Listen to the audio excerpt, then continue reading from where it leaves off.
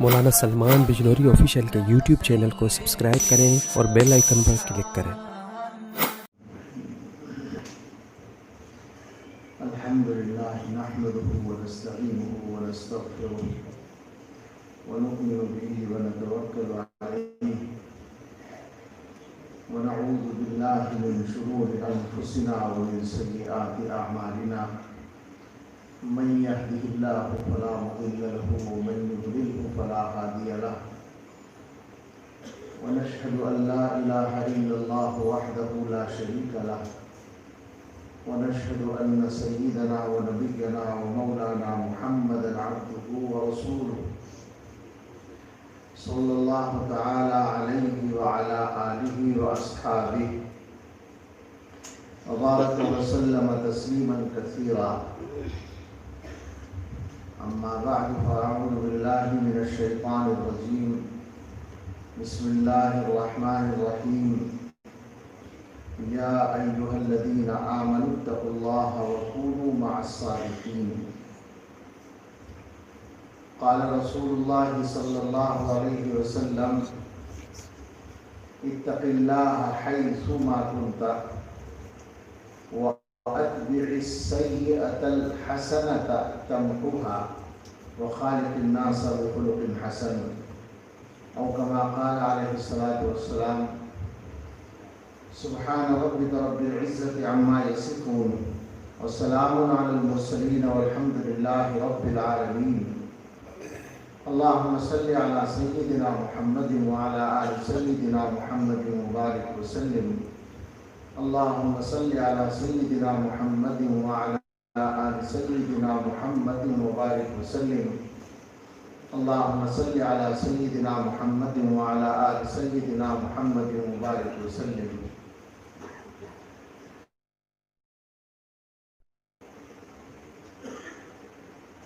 اللہ تعالیٰ کے فضل اور اس کی توفیق سے ہم لوگ جو یہاں جمع ہیں ہم سب کا ایک خاص رشتہ ہے آپس میں، اور وہ یہ کہ ہم ایک نسبت سے جڑے ہوئے ہیں۔ وہ نسبت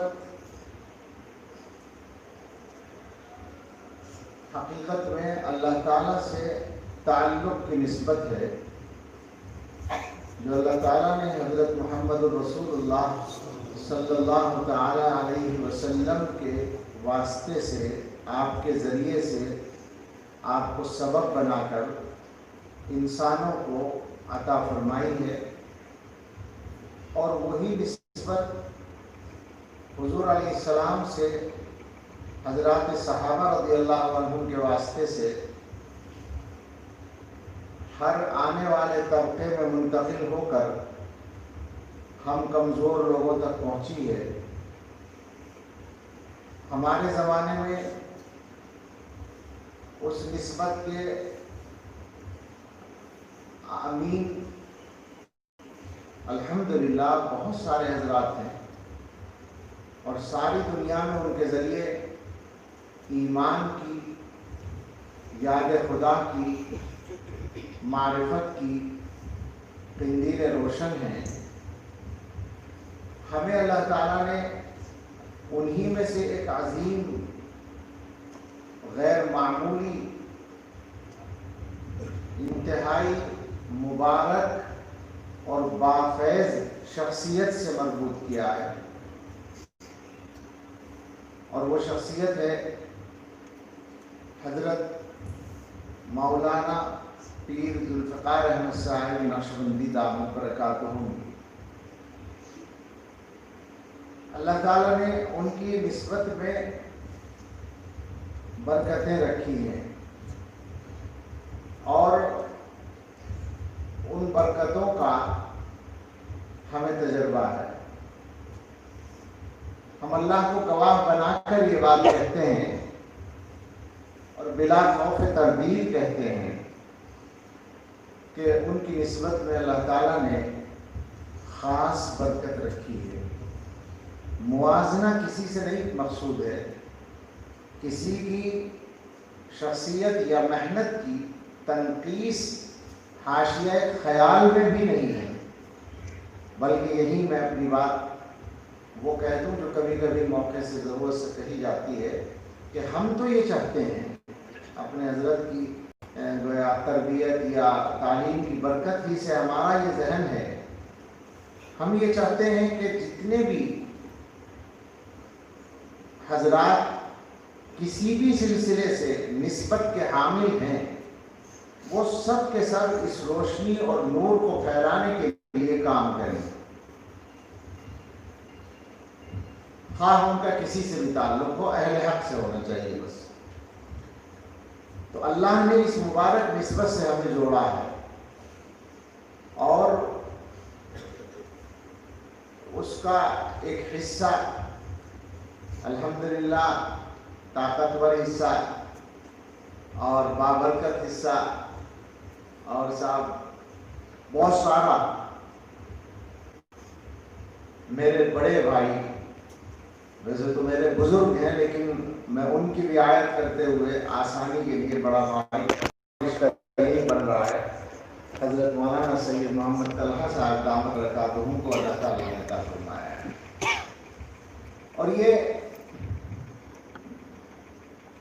بالکل صفائی کے ساتھ عرض ہے کہ یہ منہ پر تعریف نہیں ہے یا کوئی خوشامد نہیں ہے، میرے بارے میں معلوم ہے مولانا کو بھی اور ان کے قریبی لوگوں کو بھی میں اچھا خاصا منہ پھٹ بھی ہوں، جو کچھ مجھے کہنا ہوتا ہے میں گستاخی بھی کرتا ہوں، لیکن جو سچ ہے وہ سچ بولنے میں تکلف نہیں کرتا،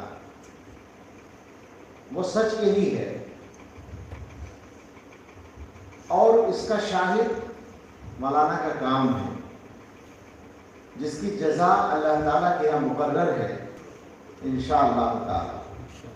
اور ایک جزا وہ ہے کہ ہم نے اپنے بڑوں سے سنا ہے کہ اگر ایک مرتبہ اللہ کہنے کے بعد دوبارہ اللہ کہنے کی توفیق ملی ہے تو یہ سمجھو کہ پہلی بار جو کہا تھا وہ قبول ہو گیا۔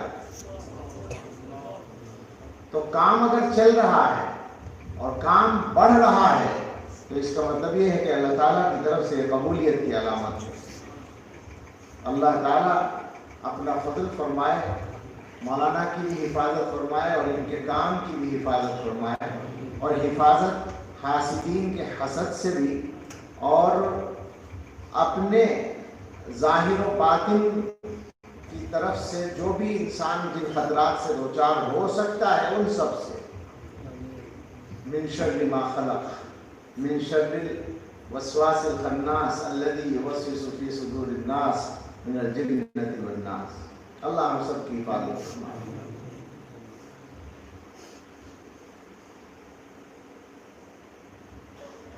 دو تین باتیں، اب میں تعداد نہیں بتاؤں گا کہ بھول جاؤں رات کی طرح سے کہ 4 کہنی یا 3 کہنی ہے۔ بات یہ ہے کہ ہم لوگ سادہ زبان میں کہیں کہ تصوف سے جڑ گئے، اور جب کوئی آدمی تصوف سے مربوط ہوتا ہے تو دنیا والے اس کی شخصیت میں ایک معیار دیکھنا چاہتے ہیں، کوالٹی دیکھنا چاہتے ہیں، یہ سمجھ کے چلیے۔ اور عام طور پر جو لوگوں کو کچھ اعتراضات ہوتے ہیں ان میں ایک بنیاد ان کی ناواقفی بھی ہوتی ہے، لیکن بڑی اچھی خاصی بنیاد ہم جیسے سالکین اور منتسبین تصوف کا وہ کیا ہے جو ان کے اس معیار پہ پورا نہیں اترتا، یہ سمجھنے کی ضرورت ہے۔ معیار کیا ہے؟ معیار وہ ہے جو حدیث میں بیان کیا۔ میں نے ایک حدیث پڑھی ہے، مشہور حدیث ہے، اصطلاحاً مشہور ہے یعنی مجھے نہیں معلوم، لیکن بیانات میں تو مشہور ہے، مضمون مشہور ہے اس کا۔ حضور علیہ السلام نے 3 باتیں فرمائی ہیں۔ اللہ سے ڈرو جہاں بھی رہو، اتق اللہ حیث ما کنت۔ دوسرے فرمایا اللہ سے ڈرنے کی کوشش کرنے کے باوجود غلطی ہو جائے گی، ہو سکتی ہے تو وَأَتْبِعِ السَّيِّئَةَ الْحَسَنَةَ تَمْحُهَا، غلطی ہو جائے تو نیکی کر لو، وہ اس غلطی کو مٹا دے گی۔ وخالق الناس بخلق حسن، اور اللہ کے بندوں کے ساتھ اچھا برتاؤ کرو. یہ 3 باتیں ہیں. ہم لوگ اگر اپنے آپ کو ٹھیک کرنا چاہتے ہیں اور ہم یہ چاہتے ہیں صاف بات بالکل کہ ہم اپنے شیخ کے لیے، اپنے مشائخ کے لیے بدنامی کا باعث نہ بنیں، تو ہمیں یہ 3 چیزیں اپنے اندر پیدا کر لینی چاہیے.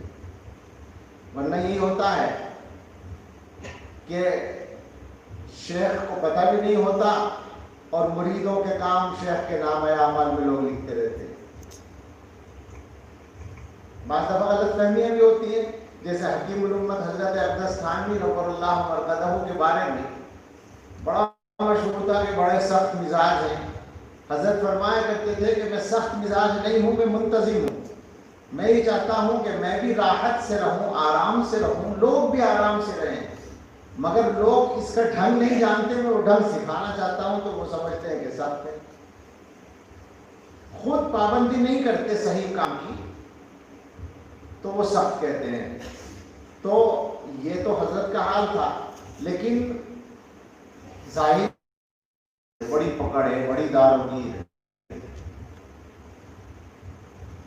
تو یہ ایک مثال کے طور پر میں نے کہا کہ اپنے مشائخ کے لیے، اپنے بڑوں کے لیے بدنامی کے لیے، اپنے بڑوں کے لیے بدنامی کا باعث تو کم سے کم ہمیں نہیں بننا چاہیے.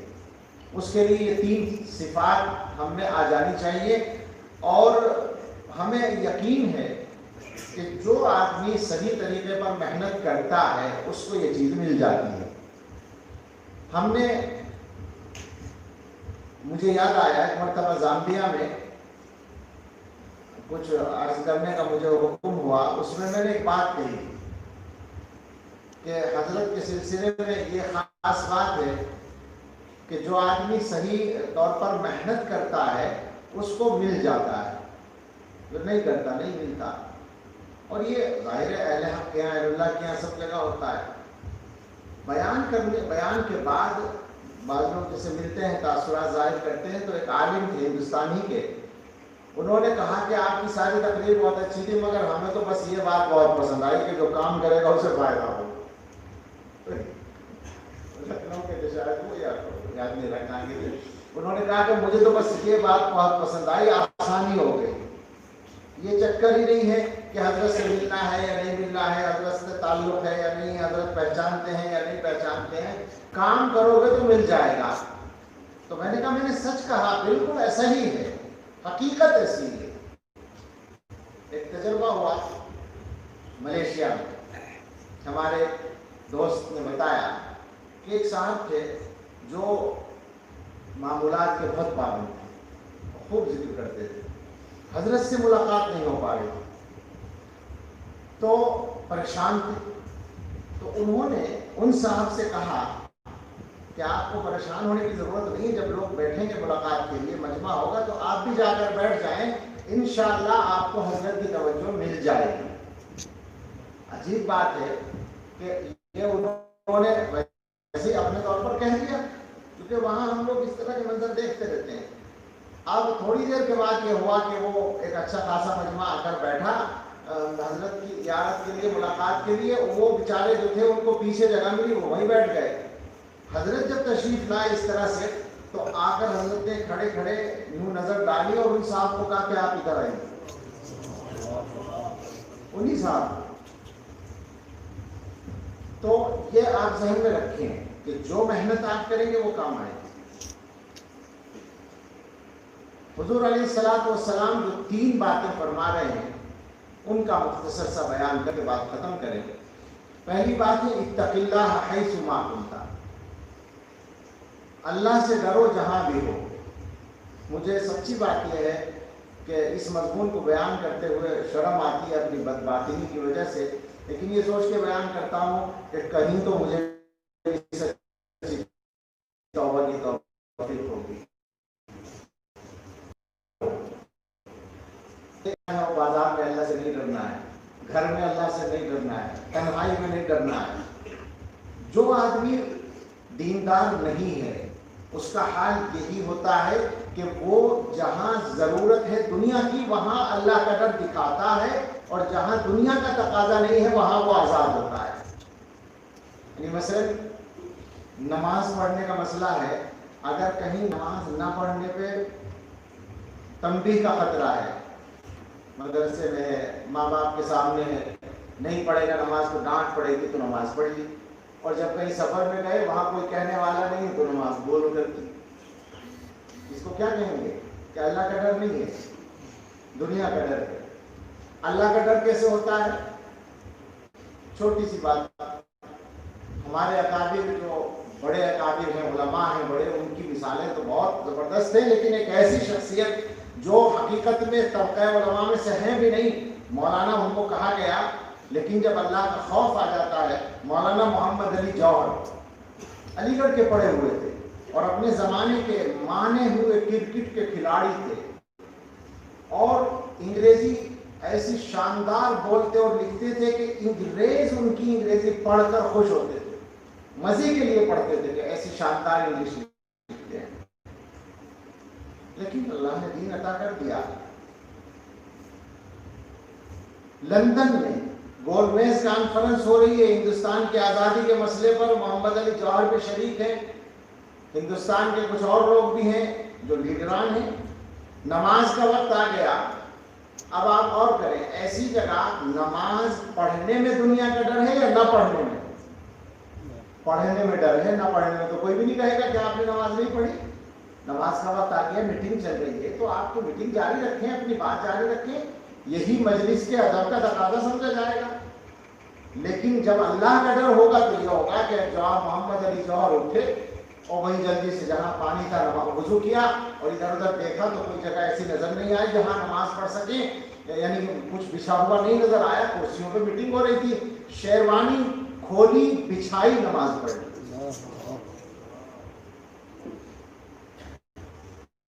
اتق اللہ حیث ما کنت، تم جہاں بھی ہو اللہ سے ڈرو۔ ایک آدمی، مثال کیا واقعہ ہی سن لیں، خیر سلیمان ابن یسار تابعی ہیں، سفر میں رفقا کے ساتھ تھے، ایک جگہ قیام ہوا، رفقا ان کے سامان لینے کے لیے آبادی میں چلے گئے اور جنگل میں آبادی سے قریب انہوں نے خیمے لگا لیے، حضرت اکیلے رہ گئے، ساتھی سامان لینے کے لیے چلے گئے۔ وہ ساتھی جب واپس آئے تو دیکھا کہ حضرت رو رہے ہیں۔ انہوں نے پوچھا کیا ہوا حضرت؟ فرمایا کہ جب تم چلے گئے تو تھوڑی دیر کے بعد ایک عورت آئی اور اس نے مجھے کچھ اشارہ کیا، تو میں نے یہ سمجھا کہ شاید اس کو کھانے کی ضرورت ہے، تو میں نے روٹی رکھی تھی وہ اٹھا کر اس کو دینی چاہیے، تو اس نے کہا مجھے یہ نہیں چاہیے۔ کہا کیا چاہیے؟ کہا جو مرد سے عورت چاہتی ہے۔ تو مجھے یہ خیال آیا کہ اس عمر میں بھی شیطان نے میرا پیچھا نہیں چھوڑا ہے، اور میں رونے لگا، اور جب زیادہ رویا تو وہ بھی شرمندہ ہو کر روتی ہوئی چلی گئی۔ اس کے بعد جب رات آئی تو خواب دیکھا، سیدنا حضرت یوسف علی نبینا علیہ الصلوۃ والسلام خواب میں تشریف لائے، انہوں نے بڑھ کے ملاقات کی۔ حضرت یوسف علیہ السلام کا واقعہ آپ سب جانتے ہیں، ان کو بھی اسی طرح کی آزمائش، اس سے بڑی آزمائش پیش آئی تھی۔ تو انہوں نے آگے بڑھ کے حضرت سے ملاقات کی اور کہا کہ آپ کا زلیخا کے ساتھ جو واقعہ ہوا وہ بڑا عجیب ہے۔ تو حضرت نے فرمایا کہ اب ہوا والی عورت کا واقعہ اس سے زیادہ عجیب ہے جس نے تمہیں گناہ کی دعوت دی تھی۔ مقصد یہ تھا، ان کا یہ تواضع تھی کہ میں تو نبی ہوں، اللہ نے میری حفاظت کی، تم تو ایک امتی ہو۔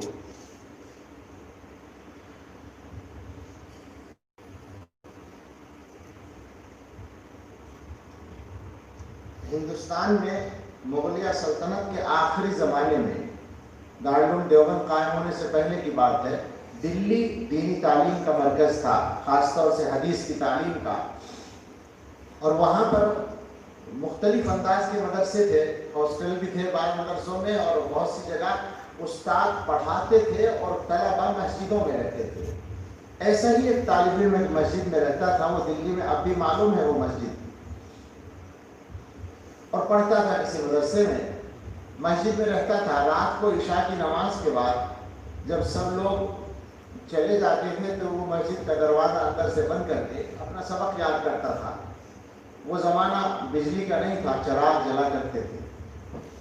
ایک رات نماز سے فارغ ہو کر سب لوگوں کے جانے کے بعد اس نے دروازہ بند کیا اور پڑھنا شروع کر دیا، تو اچانک باہر کوئی آیا، اس نے دروازہ پر دستک دی۔ اس نے اٹھ کر کھولا تو دیکھا کہ نوجوان خوبصورت لڑکی کھڑی ہے، اور جلدی سے کھڑی کیا ہے، جلدی سے وہ اندر گھس آئی، اور اندر آ کر اس نے اندر سے دروازہ بند کر دیا۔ اس طالب علم کو گھبراہٹ ہوئی، اس نے کہا بھائی تم کون ہو اور کیا مقصد ہے، اس طرح سے مسجد میں گھس آئی ہو اور پھر دروازہ بند کر رہے، کیا بات ہے آپ کی؟ تو اس نے کہا کہ بات یہ ہے کہ میرا گھر ہے ادھر سامنے، اور اس طرف میں گئی تھی اپنے رشتہ داروں کے یہاں، وہاں سے واپس آ رہی ہوں۔ اب جو میں آئی ہوں تو یہ مسجد کے سامنے جو راستہ ہے چوراہا، یہی میرا راستہ ہے، اس پر جھگڑا ہو رہا ہے، لوگ لڑ رہے ہیں، ایک دوسرے کو مار رہے ہیں، اسی کے درمیان سے مجھے گزر کے جانا پڑے گا اگر میں جاؤں، اور ظاہر ہے اس میں خطرہ ہے میرے لیے۔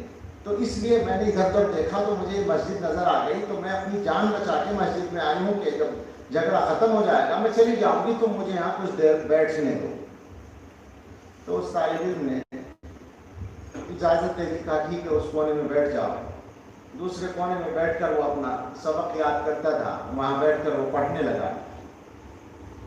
اس لڑکی کی جو صورتحال ہے آپ سمجھے کہ مسجد میں کوئی نہیں ہے، جوان ایک لڑکا ہے، ایک لڑکی جوان لڑکی ہے، تو ظاہر ہے کہ لڑکی کو اپنے بارے میں جو ڈر ہوگا وہ تو ہو گئی، تو وہ مستقل اس پر نظر رکھے ہوئے تھی اس طالب علم پر۔ اس نے یہ دیکھا کہ وہ پڑھ رہا ہے اپنا، لیکن تھوڑی تھوڑی دیر کے بعد ایک عجیب حرکت کرتا ہے کہ وہ جو چراغ جل رہا ہے، یہ اس کی چراغ کی لو ہے، آگ ہے، اس کے اوپر وہ اپنی انگلی لے جاتا ہے اس طرح سے، اور ظاہر ہے کہ وہ آگ سے تکلیف ہوتی ہے، گرمی آتی، جلن ہوتی ہے، تو وہ ہٹا لیتا ہے، پھر پڑھنے لگتا ہے، پھر تھوڑی دیر کے بعد اسی طرح سے وہ اپنی انگلی لگاتا ہے، پھر ہٹا لیتا ہے۔ وہ تعجب سے دیکھتے رہے کہ پتہ نہیں کیا دماغ اس کا ہے، کیوں ایسا کر رہا ہے۔ کچھ وقت گزرنے کے بعد باہر کا جھگڑا ختم ہو گیا، آوازیں آنی بند ہو گئیں، تو وہ لڑکا اٹھا، اس نے دروازہ کھول کر باہر جا کے دیکھا تو راستہ صاف ہو گیا تھا، وہ چلے گئے تھے، یا پولیس لے گئی ہوگی ان کو۔ تو اس نے آ کر لڑکی سے کہا کہ بھائی اب تمہارا راستہ صاف ہو گیا، تم جاؤ۔ لڑکی نے کہا ٹھیک ہے، مگر ذرا مجھے تم سے کچھ پوچھنا ہے۔ کیا پوچھنا ہے؟ کہ یہ بتاؤ کہ تم پڑھتے پڑھتے چراغ کے اوپر اپنی انگلی کیوں لے جاتے تھے، آگ میں کیوں جلانے کی کوشش کرتے تھے؟ اس نے ٹالنا چاہا کہ تم جاؤ اپنا کام کرو، تمہیں کیا مطلب ہے، میں ایک کام کر رہا تھا۔ اس نے کہا نہیں، جب تک تم یہ نہیں بتاؤ گے میں نہیں جاؤں گی۔ تو اس نے بتایا کہ جو صورتحال تھی وہ شیطان کے لیے بڑی سازگار تھی، اور شیطان میرے پیچھے پڑا تھا، میرا نفس بھی اندر سے تقاضے کر رہا تھا کہ اس سے اچھا موقع نہیں ملے گا، تم پکڑے بھی نہیں جاؤ گے، وہ خود آئی ہے، تم بلا کے بھی نہیں لائے ہو، کوئی شور بھی مچائے تو سننے والا نہیں ہے، باہر خود شور ہو رہا ہے، تو اس موقع سے فائدہ اٹھا لو۔ تو اس وقت جب زیادہ تقاضا ہوتا تھا اندر سے تو میں اپنی انگلی چراغ پہ لے جاتا تھا، آگ کی جلن سے تکلیف ہوتی تھی تو میں اپنے آپ سے کہتا تھا کہ دنیا کی اتنی چھوٹی سی آگ برداشت کرنے کی تجھ میں ہمت نہیں ہے، تو جہنم کی آگ میں جلنے کا کام کرنے کی ہمت کیسے کر رہا؟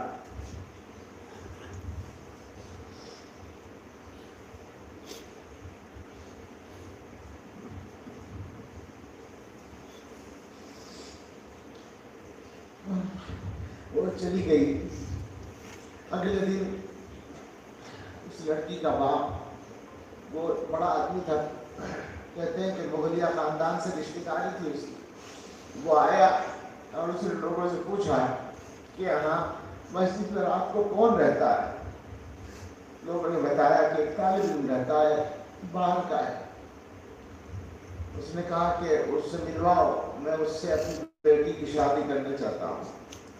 تو لوگوں نے کہا کہ وہ تو پتہ نہیں کہاں کا رہنے والا ہے، دور دراز کا غریب طالب ہے، آپ کی بچی کے لیے تو بڑے بڑے خاندانوں کے رشتے مل جائیں گے۔ تو اس نے کہا کہ ہاں یہ تو صحیح ہے، لیکن رات یہاں یہ واقعہ پیش آیا ہے اور اس وقت سے میری بچی یہ کہتی ہے کہ میں نے اپنی زندگی میں ایک ہی پاک دامن آدمی دیکھا ہے اور اسی سے شادی کی۔ اللہ ہمیں بھی ایسی پاک دامن نصیب فرمائے۔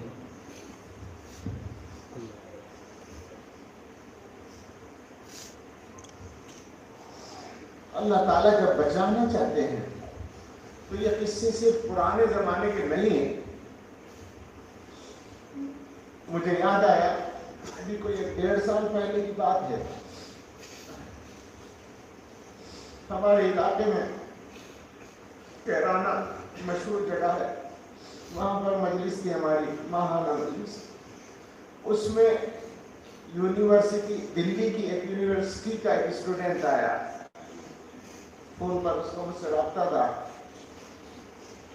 وہ شریک ہوا اور اس نے جب تنہائی کا موقع ملا تو یہ بتایا کہ میں اپنے ہاسٹل سے اس حالت میں نکلا ہوں کہ مجھے اصرار کے ساتھ لڑکی کی طرف سے گناہ کی دعوت دی جا رہی تھی اور یہ کہا جا رہا تھا کہ کہاں جا رہے ہو، آج ہم ساتھ رہیں گے۔ اس تقاضے کو چھوڑ کر پیچھا چھڑا کر میں نکلا ہوں۔ اتق اللہ حیث ما کنت، جہاں بھی ہو اللہ سے ڈرو، ہر جگہ اللہ سے ڈرو، گھر میں ہو تو اللہ سے ڈرو، بیوی بچوں کے ساتھ ظلم نہ ہو، گھر والوں کے ساتھ ظلم نہ ہو، والدین کی حق تلفی نہ ہو، بازار میں ہو تو اللہ سے ڈرو، صحیح چیز خریدو، حرام چیز نہ خریدو، پیسہ کمانے کا موقع ہو تو اللہ سے ڈرو، جنگل میں ہو تو اللہ سے ڈرو، مسجد میں ہو تو اللہ سے ڈرو۔ اتق اللہ حیث ما کنت، اللہ کا ڈر جب دل میں ہوگا تو شخصیت کا رنگ بدل جائے گا۔ اس کے بعد فرمایا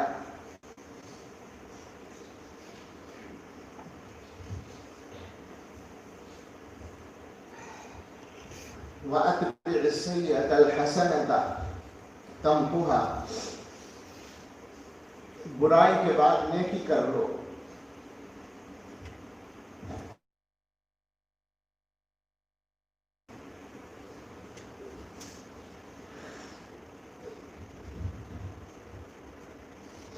برائی سے مراد کیا ہے؟ علماء کی 2 رائے ہیں اس میں۔ ایک تو یہ کہ صغیرہ گناہ، کیونکہ صغیرہ گناہ اگر اتفاق سے ہوتا ہے تو اس کے لیے توبہ ضروری نہیں ہوتی، نیک اعمال سے وہ معاف ہو جاتا ہے۔ اتفاق کی تحت لگائی اس لیے کہ اگر مستقل آدمی جان بوجھ کے صغیرہ گناہ کرے تو وہ بھی کبیرہ بن جاتا ہے۔ تو اگر کوئی گناہ صغیرہ ہو جائے تو کوئی نیک کام کر لو فوراً تاکہ وہ گناہ ختم ہو جائے۔ اور ایک تشریح کی ہے کہ سیئہ کا لفظ عام ہے، اس سے صغیرہ گناہ بھی مراد ہے اور کبیرہ بھی مراد ہے، اور نیک کام سے مراد توبہ ہے کہ جب کوئی گناہ ہو جائے تو توبہ کر لو، تو وہ توبہ اس گناہ کو مٹا دے گی۔ یہ مزاج بنانی ہے، توبہ کا مزاج بنا لیں تو معاملہ آسان ہو جاتا ہے۔ اللہ تعالیٰ کا ایک کرم ہے کہ انہوں نے توبہ کا دروازہ کھولا ہے۔ حضرت نے ایک روایت نقل کی ہے سنن دارمی کی، میں براہ راست اس کو نہیں دیکھ سکا ہوں۔ اس میں لکھا ہے کہ جب اللہ تعالیٰ نے حضرت آدم علیہ السلام کو پیدا کیا تھا، آپ سب کو معلوم ہے وہ واقعہ، اس کی تفصیل میں نہیں جانا ہے، فرشتوں کو حکم دیا کہ آدم کو سجدہ کرو، سب نے سجدہ کیا الا ابلیس، شیطان نے نہیں کیا، اور اس نے پھر وہی اپنا جو منصوبہ تھا وہ وہیں کھول دیا۔ شیطان کوئی بھی کام چیلنج کے بغیر نہیں کر رہا ہے، وہ اللہ تعالیٰ کے سامنے چیلنج دے کے آیا ہے کہ اللہ آپ نے آدم کی وجہ سے مجھے مردود کیا ہے اور جہنم کا مستحق بنایا ہے، تو اب میں آدم کی اولاد کو جہنم میں لے جا کے چھوڑوں گا۔ میری پوری کوشش ہوگی کہ زیادہ سے زیادہ انسانوں کو جہنم میں لے جاؤں۔ جب شیطان نے اپنا یہ منصوبہ ظاہر کیا، اور آپ جانتے ہیں کہ کتنے طاقتور انداز میں اس نے کہا، قرآن کریم میں الگ الگ جگہ پر اس کے الفاظ نقل کیے گئے ہیں، وَلَأُضِلَّنَّهُمْ وَلَأُمَنِّيَنَّهُمْ وَلَآمُرَنَّهُمْ فَلَيُبَتِّكُنَّ آذَانَ الْأَنْعَامِ وَلَآمُرَنَّهُمْ فَلَيُغَيِّرُنَّ خَلْقَ اللَّهِ، میں انہیں گمراہ کروں گا، میں ان کے دلوں میں طرح طرح کی آرزویں اور تمنائیں ڈالوں گا، میں ان سے فلاں فلاں گناہ کراؤں گا۔ کہیں اس نے کہا کہ ثم لآتینہم من بین ایدیہم ومن خلفہم وعن ایمانہم وعن شمائلہم، میں انسانوں کے پاس ان کے سامنے سے بھی آؤں گا، ان کے پیچھے سے بھی آؤں گا، دائیں سے بھی آؤں گا، بائیں سے بھی آؤں گا، چاروں طرف سے گھیروں گا ان کو۔ اس نے خوب جما کے اپنا منصوبہ سنا دیا۔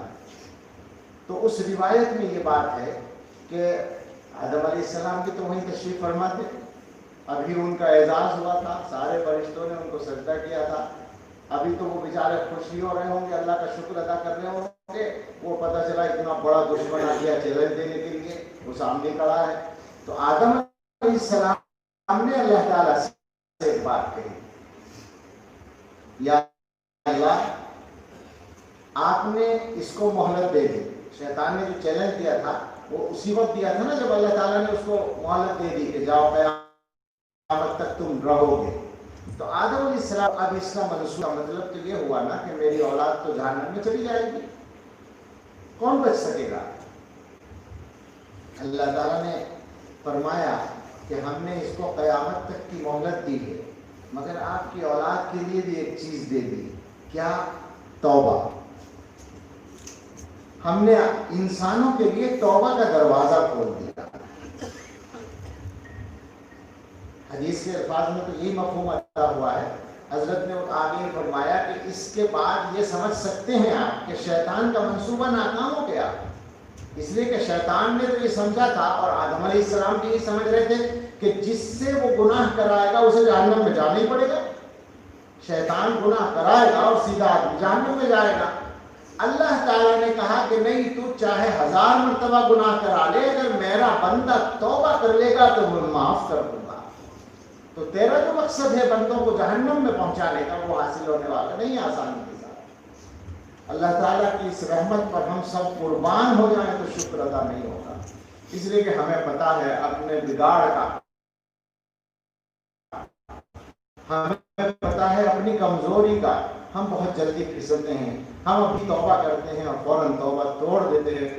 ہمارے ساتھ نفس و شیطان کے تقاضے لگے ہوئے ہیں اور ہم ان کے سامنے بڑی آسانی سے ہتھیار ڈال دیتے ہیں۔ ہمارے اللہ نے ہمارے ساتھ یہ کرم فرمایا ہے کہ اگر دل سے توبہ کر لو، سچی توبہ کر لو تو ہم معاف کریں گے۔ کتنی بار معاف کریں گے؟ مضمون الگ الگ الفاظ کے ساتھ حدیث میں آیا ہے، مگر ہم اپنی زبان میں اگر یوں کہیں کہ اللہ میاں نے ایسا کہہ دیا کہ تم توبہ کر کر کے تھک جاؤ گے، میں قبول کرنے سے نہیں تھکوں گا، ایسا مفہوم ادا ہو رہا ہے۔ اس لیے کہ آپ سوچیں نا، حدیث میں یہ ہے کہ 70 مرتبہ بھی اگر ایک دن میں توبہ توڑے اور پھر توبہ کرے تو اللہ تعالیٰ معاف کرنے کو تیار ہے۔ تو 70 مرتبہ تو واقعی جلدی سے کوئی نہیں کرے گا ایسا۔ امید یہی ہے کہ جناب خراب آدمیوں کیا ہر منٹ تو گناہی کرنے کے لیے لگا رہے گا؟ اللہ تعالیٰ نے آخری سے آخری، اور پھر 70 کا لفظ حدیثوں میں جو آتا ہے وہ آپ جانتے ہیں کہ تحقیق کے لیے نہیں ہوتا کہ حد لگا دی 70 سے آگے نہیں، 71 ہوگا تو نہیں، بلکہ کثرت کو بیان کرنے کے لیے ہوتا ہے کہ چاہے جتنی بار تم توبہ توڑ ڈالو ہم توبہ قبول کریں گے۔ یا ابن آدم لو اتیتنی بقراب الارض خطایا لاتیتک بقرابها مغفرۃ، اے انسان اگر تو میرے پاس زمین بھر گناہ لے کر آئے گا، میں زمین بھر مغفرت لے آؤں گا۔ ایک حدیث میں تو یہ فرما دیا، عجیب بات فرما دی کہ اگر زمین و آسمان کے درمیان کی جو فضا ہے اس کو تمہارے گناہ بھر دے تو میں ان سب کو بھی معاف کرنے کی طاقت رکھتا ہوں۔ اور آپ جانتے ہیں کہ زمین و آسمان میں کئی حضرت نے مولانا بیان فرما رہے تھے کتنا بڑا خلا ہے زمین و آسمان کے درمیان کہ ہر آدمی کو کروڑوں کیا دے دیا جائے؟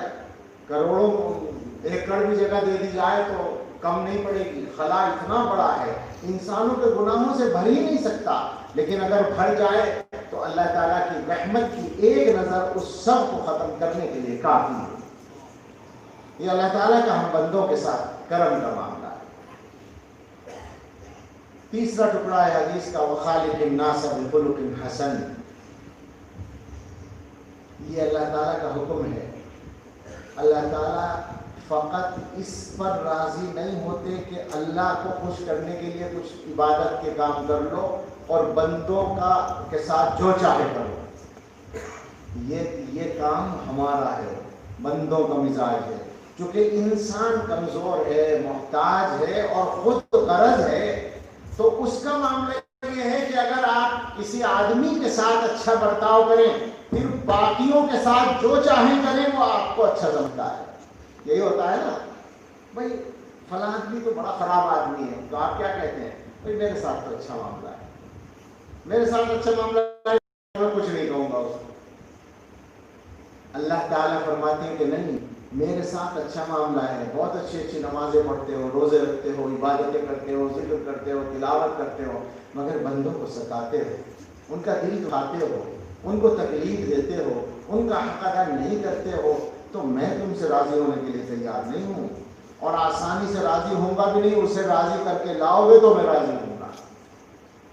अल्लाह, सिर्फ अल्लाह को बराह रास्त राज़ी करने का मसला होता तो बहुत आसान था, तौबा करते राज़ी हो जाते अल्लाह मियाँ।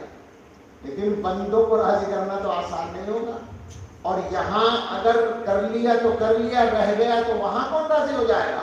वहाँ तो हर एक को नेकियों की ज़रूरत होगी, तो वो तो कहेगा कि मुझे नेकियां चाहिए, निकालो अपनी पिटारी में से नेकियां। इसमें आ चुका है मुफलिस जो बताया गया, वही तो आदमी है कि बहुत सारी नेकियां लाया था, लेकिन हुकूक की बात ज़ाये कर रखे थे, उनके बदले में अपनी नेकियां देनी पड़ेंगी।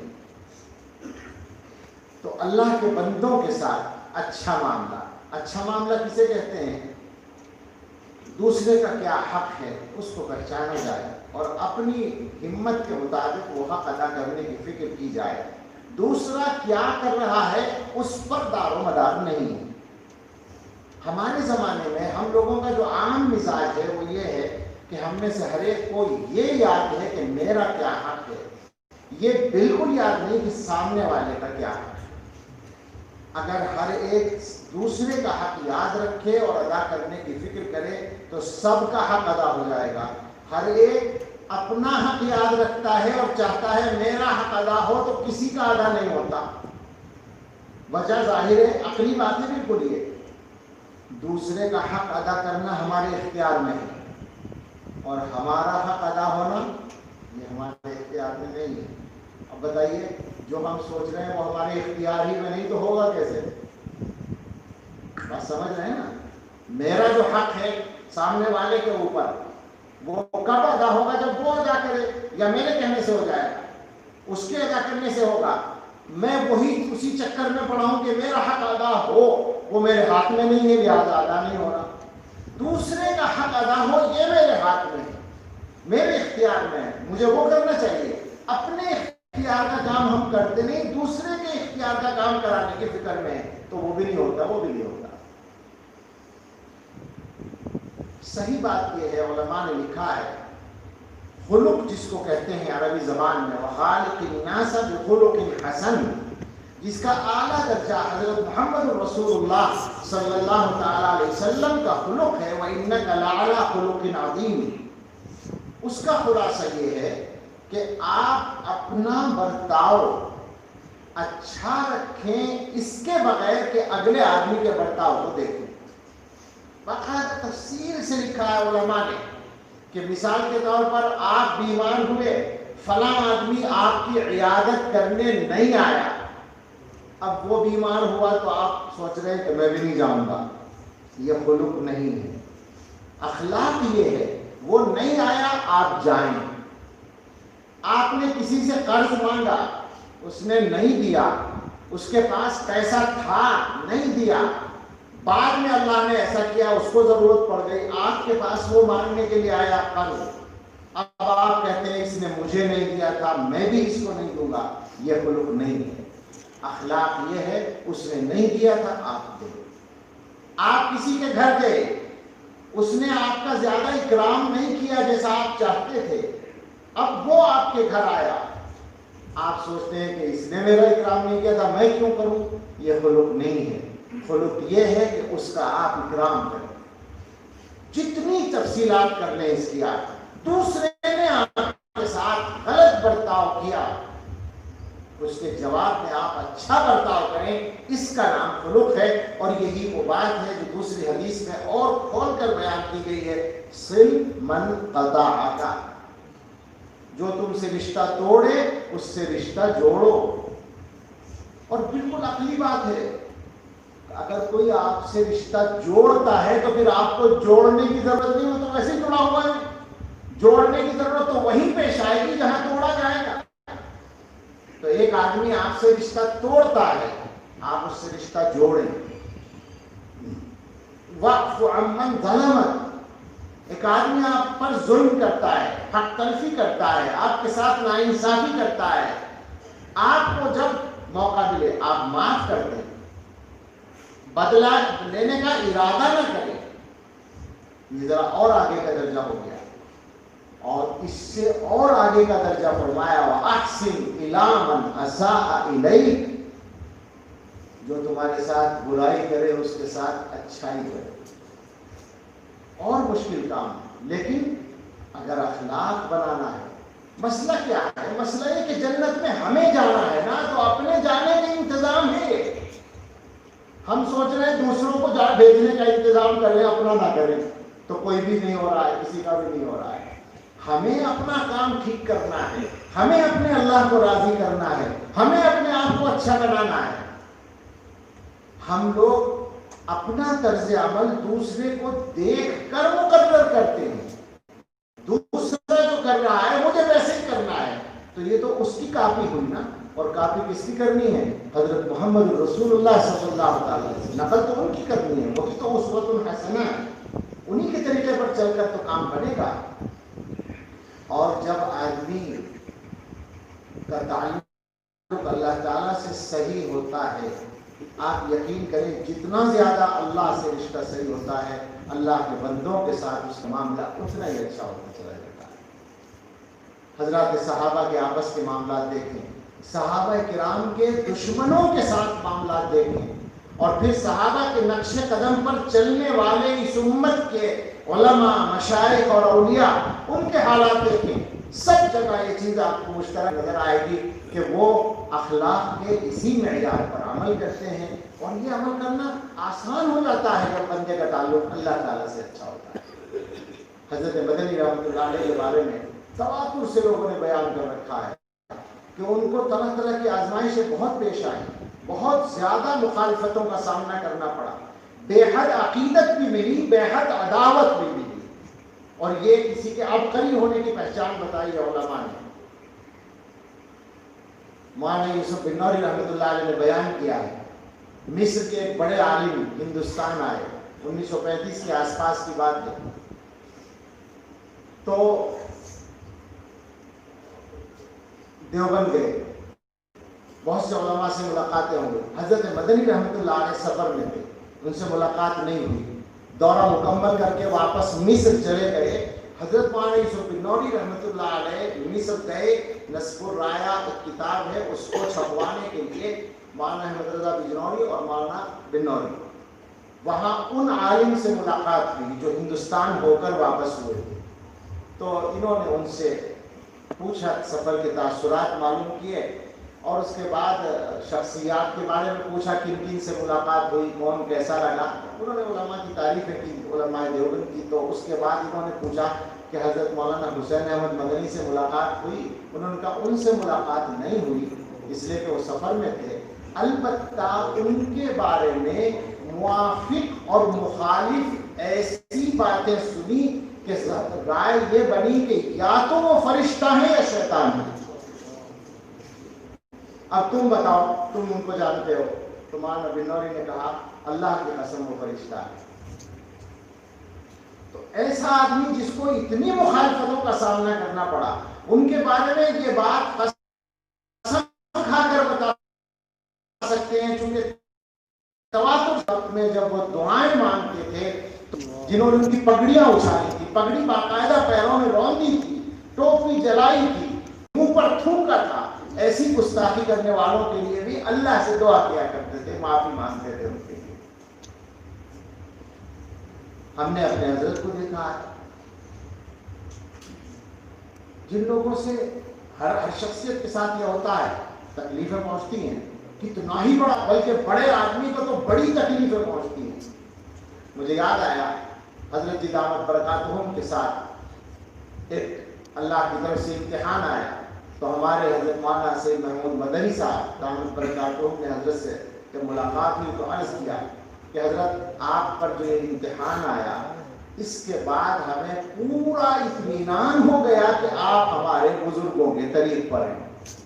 اس سے پہلے شک ہو سکتا تھا، اب شک کی کوئی گنجائش نہیں ہے، اس لیے کہ جس طرح ہمارے تمام بڑوں پر آزمائشیں آئیں آپ پر بھی آ گئی۔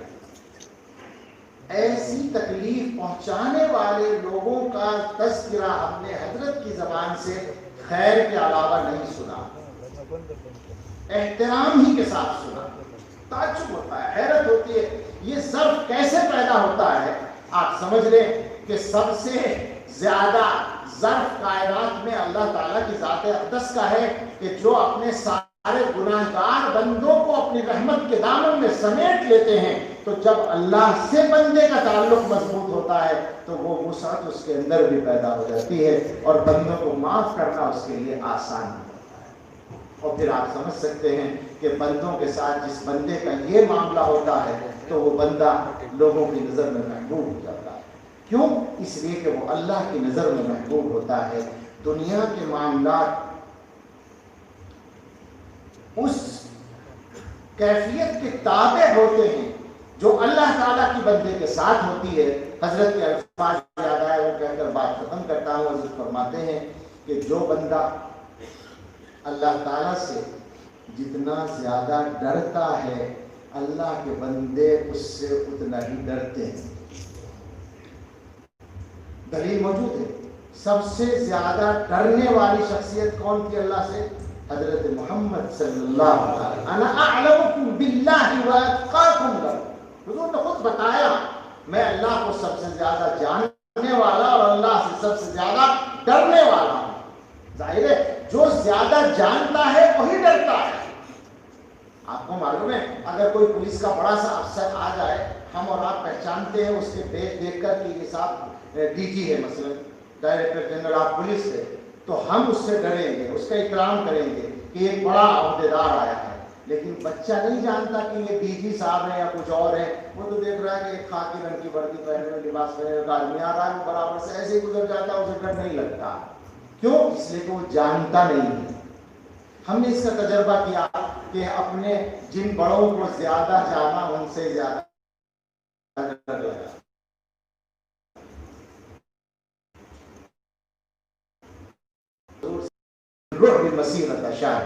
حضور کا رعب لوگوں کے دلوں پر ایک مہینے کی مسافت پر جاتا۔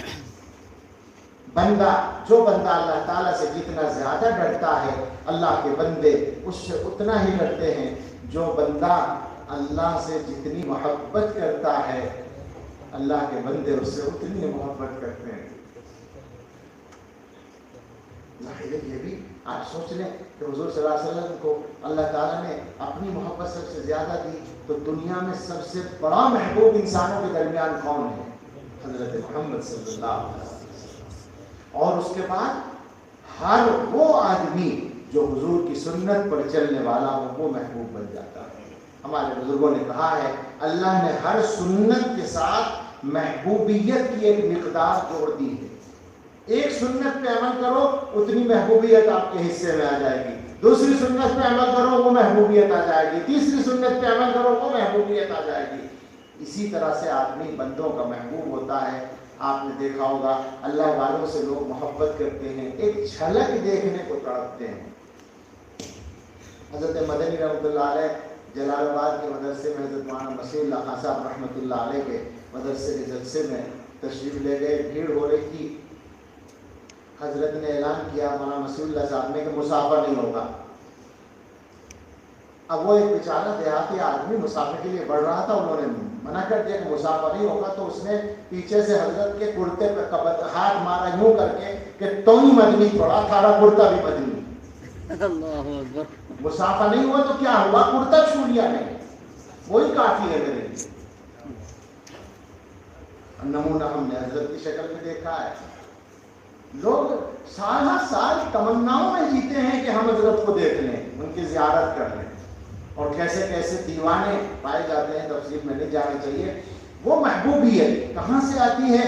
وہ جو اصلی محبوب ہے اس کی محبت اللہ کی، اور اللہ کی محبت جتنی زیادہ جس دل میں ہوتی ہے اس کو بندوں کے یہاں اتنی محبوبیت مل جاتی ہے، اور حضرت کے یہاں جو اللہ کی محبت ہے وہ بالکل الگ ہے۔ وہ پڑھتے ہیں نظم، اس کا پہلا شعر ہے، ہم قسم کھا سکتے ہیں، قسم کھا سکتے ہیں کہ وہ بالکل دل سے اور 100% اندر کی دل کی گہرائی سے پڑھتے ہیں، ان پر صادق آتا ہے یا تیرا تذکرہ کرے ہر شخص ورنہ پھر ہم سے گفتگو نہ کرے۔ جن لوگوں کو اللہ سے محبت ہوتی ہے وہ یہی ہوتی ہے۔ تو حضرت نے فرمایا کہ جو بندہ اللہ تعالیٰ سے جتنی محبت کرتا ہے، اللہ تعالیٰ بھی بندے سے، اللہ کے بندے بھی اس سے اتنی ہی محبت کرتے ہیں، اور جو بندہ اللہ کی جتنی عبادت کرتا ہے اللہ کے بندے اس کی اتنی ہی خدمت کرتے ہیں۔ بندوں کا معاملہ بندوں کے ساتھ وہ برتو ہوتا ہے اس معاملے کا جو بندے کا معاملہ اللہ کے ساتھ ہے، اور اللہ کا معاملہ بندے کے ساتھ ہے۔ ان الذين آمنوا وعملوا الصالحات سيجعل لهم الرحمن ودا۔ اللہ تعالیٰ ایمان اور عمل صالح والوں کے لیے لوگوں کے دلوں میں محبت رکھ دیتے ہیں۔ اپنے فرشتہ خاص حضرت جبریل علیہ السلام کو فرما دیتے ہیں فلاں بندے سے میں محبت کرتا ہوں، اعلان کر دو، سب فرشتے اس سے محبت کریں، اور وہ درجہ بدرجہ آسمانوں سے ہوتا ہوا اعلان زمین پر پہنچ جاتا ہے۔ ثم یوضع له القبول فی الارض، پھر زمین میں اس آدمی کے لیے مقبولیت رکھ دی جاتی ہے۔ ہم سب کوشش کریں کہ جتنا بھی ممکن ہو سکے ہم اپنے آپ کو ان تینوں صفات سے متصف کر لیں، تاکہ ہم اللہ کے اچھے بندے بن جائیں، اور اللہ کے بندے بھی ہمیں اچھا سمجھیں، اللہ کی نظر میں ہم پسندیدہ بن جائیں۔ اللہ رب العزت ہم سب کو توفیق عطا فرمائے، آمین۔ وآخر دعوانا ان الحمد للہ رب العالمین۔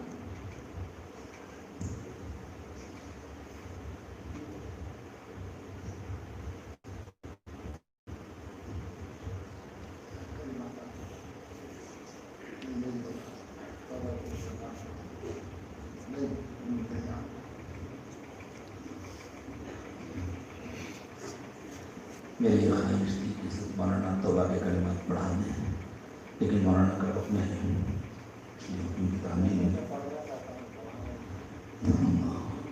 جو حضرات سلسلے میں داخل ہونے کے لیے سے تشریف لائے ہیں وہ سچی پکی توبہ کے لیے سے ان کلمات کو پڑھیں۔ بسم اللہ الرحمن الرحیم، لا الہ الا اللہ محمد رسول اللہ صلی اللہ علیہ وسلم، آمنت باللہ وملائکتہ وکتبہ ورسلہ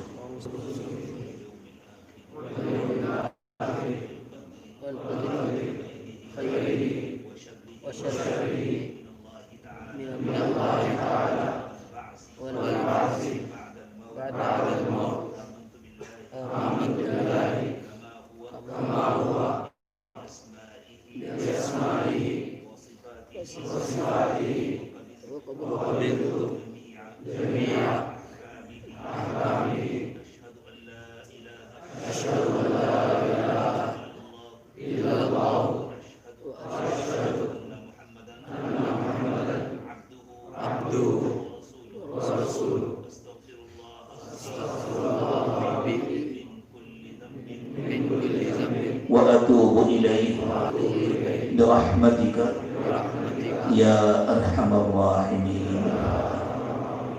معمولات کے کارڈ جو نئے احباب ہیں وہ معمولات کے کارڈ بعد میں ہمارے پرانے احباب سے حاصل کر لیں، اور ہمارے بہت مخلص دوست ہیں حضرت مولانا عبد الرحمن صاحب، ان کے صاحبزادے محمد عفان ادھر چند دنوں سے اللہ بتائیں گھر سے کہیں چلے گئے ہیں، ان کی عافیت کے ساتھ واپسی کے لیے آپ تمام حضرات سے دعا کی درخواست دیں. حضرت مولانا انشاءاللہ بھی مراقبہ کرائیں گے، اس میں مناجات بھی پڑھی جائے گی. آپ سب حضرات مراقبہ کریں، اللہ کی طرف متوجہ ہوں اور پھر حضرت جی دعا فرمائیں.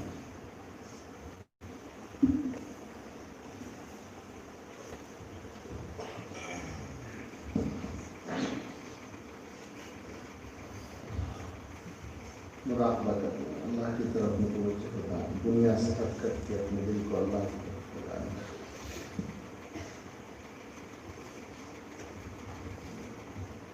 ہواؤں حرص والا دل بدل دے،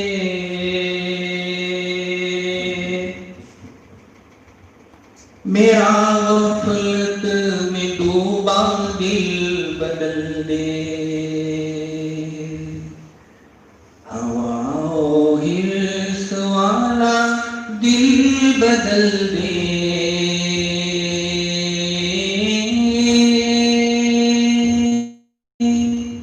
میرا غفلت میں ڈوبا دل بدل دے.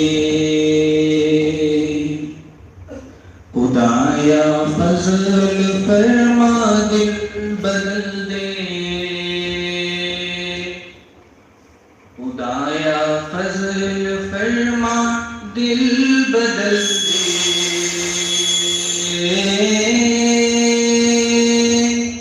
بدل دے دل کی دنیا، دل بدل دے، بدل دے دل کی دنیا، دل بدل دے. گناہ گاری میں کب تک عمر کاٹوں،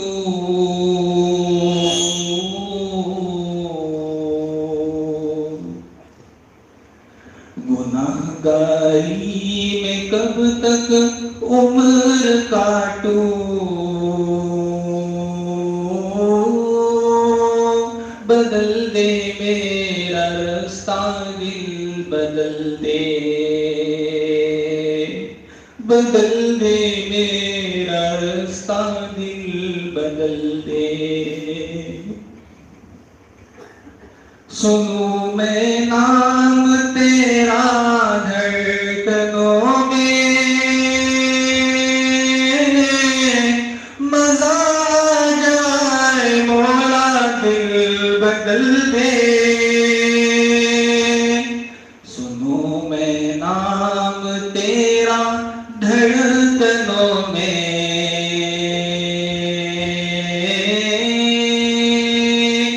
مزہ آ جائے مولا دل بدل دے، مزہ آ جائے مولا دل بدل دے. تیرا ہو جاؤ اتنی آرزو ہے، بس اتنی ہے تمنا دل بدل دے. تیرا ہو جاؤ اتنی آرزو ہے، بس اتنی ہے تمنا دل بدل دے، بس اتنی ہے تمنا دل بدل دے. کرو قربان اپنی ساری خوشیاں، تو اپنا غم عطا کر دل بدل دے.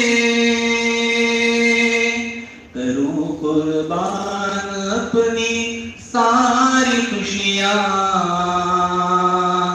کرو قربان اپنی ساری خوشیاں،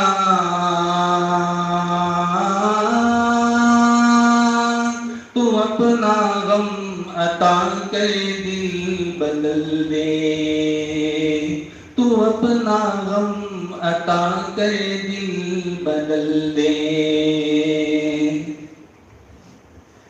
ہٹا لو آنکھ ماں سوا سے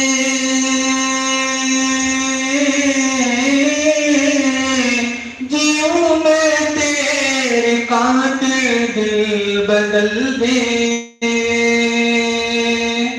ہٹا لوں آنکھ اپنی ماں سوا سے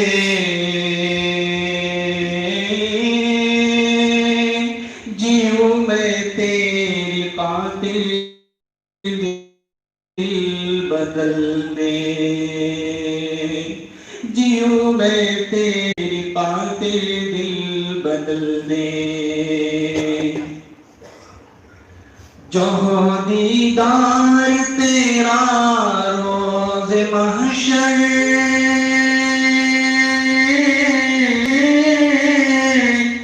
تو دیکھے مسکرا کے دل بدل دے جو دیدار تیرا روز محشر جو دیدار تیرا روز محشر تو دیکھے مسکرا کر دل بدل دے تو دیکھے مسکرا کر دل بدل دے یہ کیسا دل ہے سینے میں الہی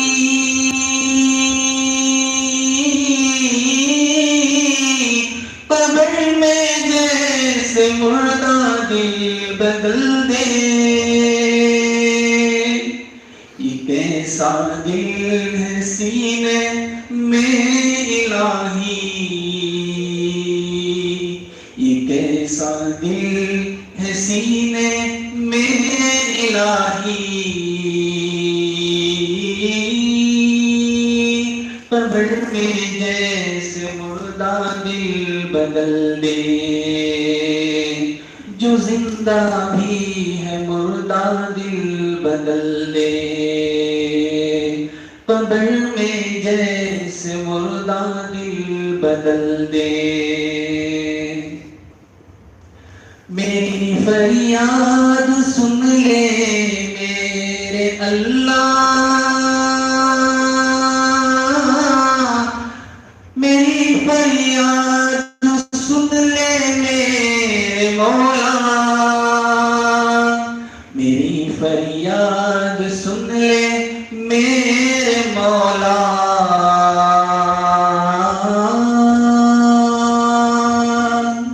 بنا لے اپنا بندہ دل بدل دے بنا لے اپنا بندہ دل بدل دے پڑھا ہوں تیرے در پر دل شکستہ پڑھا ہوں تیرے در پر دل شکستہ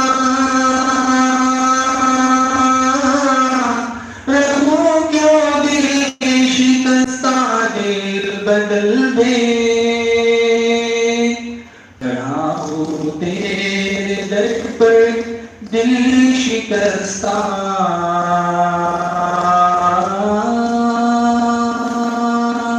رہوں کیوں دل شکستہ دل بدل دے رہوں کیوں دل شکستہ دل بدل دے ہوا ہرس والا دل بدل دے بدل دے دل کی دنیا دل بدل دے خدایا فضل فرما دل بدل دے خدایا حرص والا دل بدل دے بدل دے دل کی دنیا دل بدل دے بدل دے دل کی دنیا دل بدل دے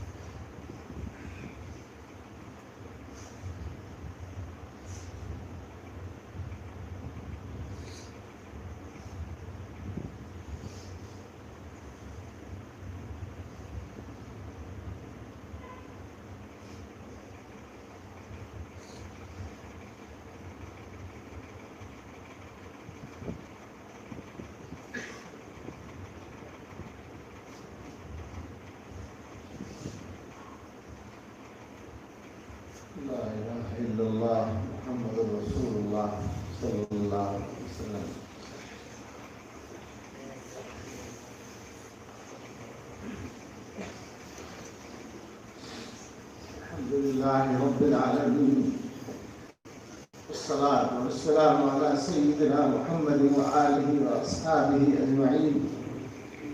سبحان ربي العلي الأعلى الوهاب. اللهم لك الحمد كله ولك الشكر كله، بيدك الخير كله، نسألك الخير كله ونعوذ بك من الشر كله. اللهم صل على سيدنا محمد وعلى آل سيدنا محمد وأصحابه وأزواجه وأتباعه كما تحب وترضى عدد ما تحب وترضى. ربنا آتنا في الدنيا حسنة وفي الآخرة حسنة وقنا عذاب النار. ربنا آتنا في الدنيا حسنة وفي الآخرة حسنة وقنا عذاب النار.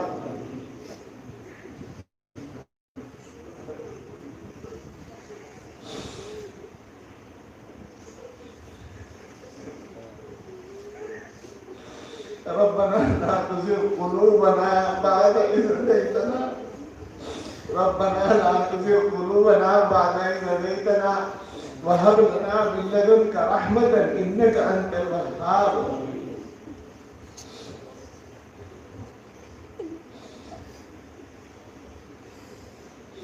ربنا هب لنا من أزواجنا وذرياتنا قرة أعين واجعلنا للمتقين إماما. اللهم إنك عفو تحب العفو فاعف عنا. اللهم إنك عفو تحب العفو فاعف عنا. اللهم إنك عفو تحب العفو فاعف عنا. اللهم إنا نسألك الهدى والتقى والعفاف. اللهم إنا نسألك الهدى والتقى والعفاف والغنى. اللهم طهر قلوبنا من النفاق وأعمالنا من الرياء.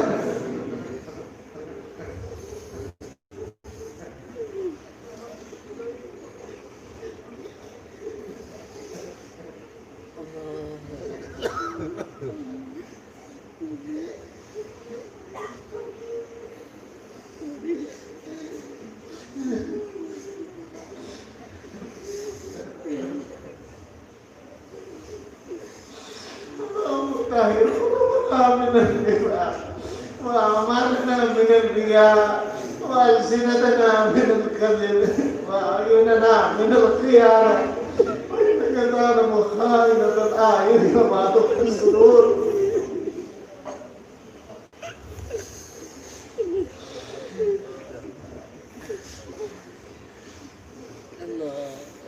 اے اللہ ہم آپ کے کمزور بندے، گنہگار بندے، شہکار بندے، گندے بندے اپنی گندگیوں کے ساتھ آپ کے سامنے بیٹھ گئے.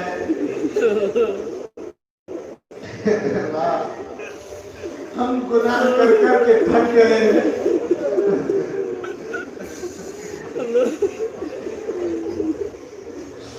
گناہوں نے ہمارا نقصان کر دیا.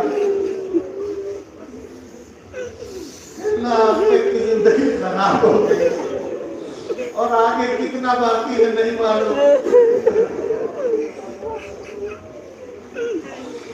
اللہ اب تک کی غلطیاں معاف کر دیجیے اور آپ آگے گناہوں سے پاک زندگی عطا فرما دیجیے. اے اللہ آپ نے اپنے کچھ بندوں کو گناہوں سے بالکل پاک بھی تو بنایا تھا. انبیاء علیہ السلام کو اللہ نے ایک گناہ سے پاک رکھا. حضرات صحابہ کو گناہوں سے محفوظ بنایا. آپ کے مقرب بندے ان کو بھی آپ نے گناہوں سے بچنے کی بھرپور توفیق دی. ہم بھی تو آپ کے بندے ہیں.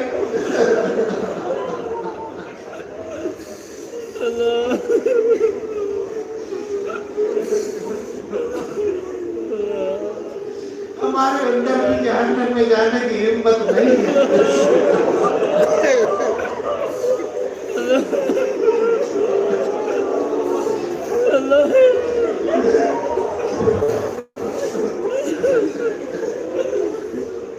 اللہ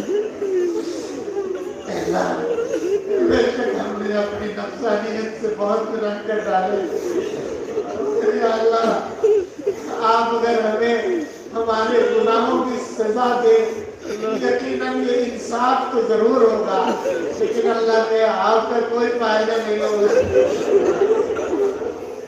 اور آپ اگر ہمارے سارے گناہ بخش دے، ساری امت کے گناہ بخش دے، اللہ آپ کا کوئی نقصان نہیں ہوگا، ہمارا کام بن جائے گا۔ اللہ آپ لوگوں اپنے بندوں سے بہت محبت کرنا، آپ تو نہیں چاہتے اپنے بندوں کو جہنم میں جلانا۔ اللہ بچائے گے، اور زندگی کے کتنے ساتھ باقی رہ گئے، گناہوں سے پاک گزروا دیجیے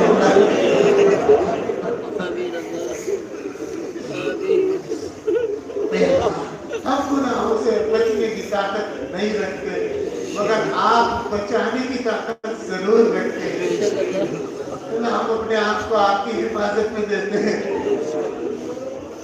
اللہ بچا لیجیے گناہ سے، بچا لیجیے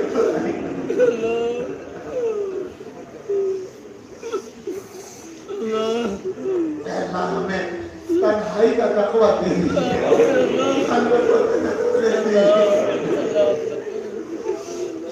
اللہ ہمیں اس طالب جیسا تقویٰ دے دیجیے۔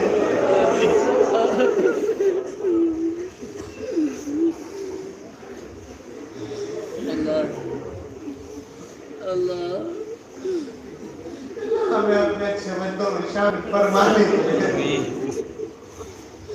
اللہ رحمت کی خاص نظر ڈال دیجیے۔ اللہ اس وقت ہمیں امید ہے ہمارے حضرت کے یہاں بھی مجلس کا آخر چل رہا ہوگا، اور ہمیں یقین ہے حضرت کی توجہ میں رکھ رہے ہوگی، اللہ وہاں کی برکتوں میں ہمیں بھی شامل فرما دیجیے، اور اس میں خانے کو بھی اور اس کو بھی ہمیشہ آباد رکھے۔ یہ طوفان کیف و مستی کا، یہ بارش نور و عرفان کی، الہی عمر میں میری پھر آئے، بار بار آئے۔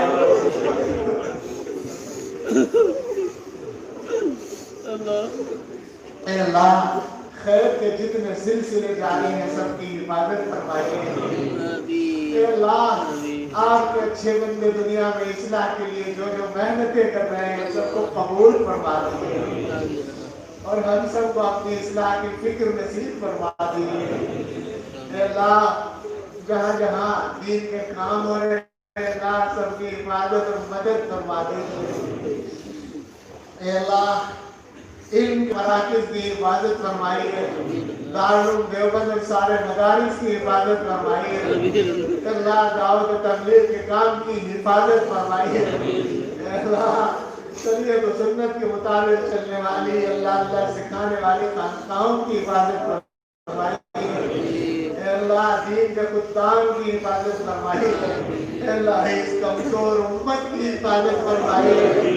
اے اللہ اے رب آپ کے سامنے ایک بات عرض کرنا چاہتے ہیں، ہماری کمزوری ہماری نالائقی کا یہ نتیجہ نکلتا ہے بار بار کہ اللہ دنیا میں ہمارے دشمن آپ کے دشمن ہمارے آقا کی شان میں گستاخی کرتے رہتے ہیں۔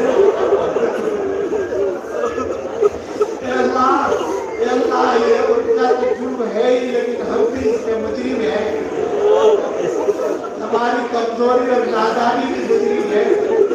اے اللہ اس امت کو عظمت و عزت رفتہ واپس عطا فرما دیجیے، وہ قوت و شوکت عطا فرما دیجیے۔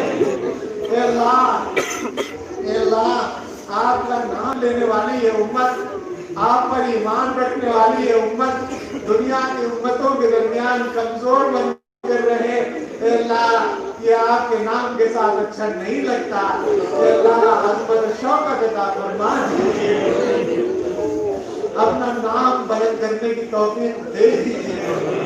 اے اللہ اے رب ہم سب کی ہر صلاحیت کو اپنے دین کے لیے استعمال فرما لیجیے، ہمارے بچوں کی ہر صلاحیت کو اپنے دین کے لیے استعمال فرما لیجیے۔ اللہ اس جگہ سے جو خیر کا کام ہو رہا ہے دگنی رات چوگنی ترقی عطا فرما دیجیے اللہ، قبولیت کے آثار ظاہر فرما دیجیے اللہ، اخلاص سے کام کرنے کی توفیق دے دیجیے، اچھے افراد کو اللہ یہاں کام میں لگنے کی آسانی عطا فرما دیجیے اللہ، برکتیں پھیلا دیجیے، ہمارے مہمان کے لیے اللہ اکثر سے حفاظت فرمائیے اور ان کی عمر میں صحت کے ساتھ برکت فرمائیے اللہ، ہمارے حضرت کی اور ہمارے تمام مشائخ کی، ہمارے اساتذہ کی عمروں میں صحت کے ساتھ برکت فرمائیے اللہ، ہمارے بہت بڑے چلے گئے اور جو باقی ہیں ان کی ہمیں بہت ضرورت ہے اللہ، ان کو صحت و عافیت کے ساتھ قائم رکھیے اللہ، ہم سب کی اور ہمارے بچوں کی، متعلقین کی عمر میں، رزق میں، علم میں، عمل میں، ارادوں میں، نیتوں میں، کاموں میں برکت عطا فرمائیے اللہ، ہمارے مولانا عبدالرحمان کا بچہ جو گم ہو گیا اللہ، عافیت کے ساتھ اس کو جلد از جلد واپس بھیج دیجیے اللہ، اس کی حفاظت فرمائیے ہر بری صحبت سے اور بری چیز سے، نظر بد سے اور انسانوں کے اور ہر مخلوق کے شر سے اس کو بچا کر والدین کی آنکھوں کی ٹھنڈک بنا دیجیے اللہ، ہم سب کے بچوں کی حفاظت فرمائیے، بچوں کے سلسلے میں ہم سب کی اچھی تمنائیں پوری فرما دیجیے اللہ، ہم بڑے کمزور ہیں، ہم سے مانگنا نہیں آتا، مانگنے کا ڈر بھی نہیں آتا، ہمارا منہ بھی آپ سے مانگنے کے لائق نہیں ہے مگر اللہ، ہمارا مسئلہ یہ ہے کہ ہمارے پاس مانگنے کے لیے آپ کے در کے علاوہ کوئی در نہیں ہے اللہ، آپ سے نہ مانگے تو کس سے مانگے، کہاں جائیں ہم اللہ، آپ کے در سے اگر محروم رہے تو کوئی ہمیں پوچھنے والا نہیں ہے اللہ اللہ، اس امت پر رحم فرما دیجیے اللہ، یہ امت جیسی کیسی بھی ہو ہمیں بھی معلوم ہے اور ہم سے زیادہ آپ کو معلوم ہے، مگر اللہ آپ سے ڈرتے ڈرتے کہتے ہیں اللہ، یہ امت بہرحال آپ کا نام لینے والی امت ہے اللہ، آپ کے نبی کا نام امت ہے اللہ اللہ، وہی بات کرتے ہیں کہ حق پرستوں کی اگر کی تو نے دل چھوڑی نہیں، تانا دے کے خود کے مسلم کا خدا کوئی نہیں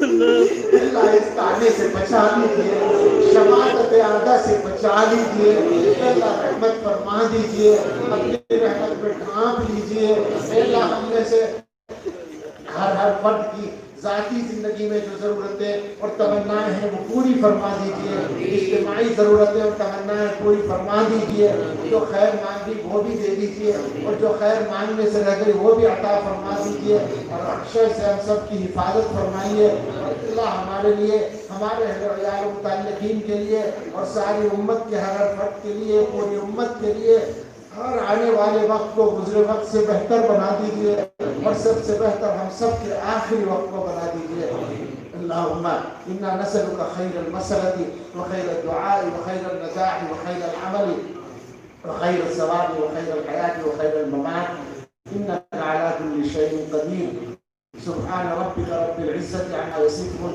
وسلام على المرسلين والحمد لله رب العالمين.